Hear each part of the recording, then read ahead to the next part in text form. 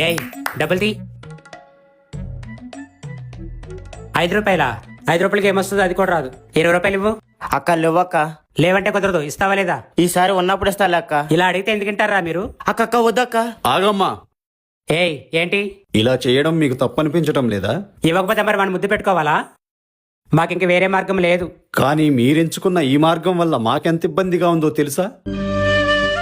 మీరు డబ్బులు అడగడం నేను తప్పనడం లేదమ్మా. ఎవరైనా సరే ఇచ్చిన కాడికి తీసుకొని తృప్తి చెందమంటున్నాను. ఈ మధ్య సినిమాలలో కూడా మీకు అర్ధనారీశ్వరుడని బిరుదిచ్చారమ్మా. అలాంటి బిరుదున్న మీరు ఇలా అర్ధనగ్న ప్రదర్శన చేయడం సమంజసమా? ఎప్పుడైతే మీరు అడిగే విధానంలో మార్పు వస్తుందో మరియు ఇచ్చిన కాడికి తీసుకొని తృప్తి చెందుతారో అప్పుడు ప్రజలే మీకు సంతోషంగా పట్టం కడతారమ్మా.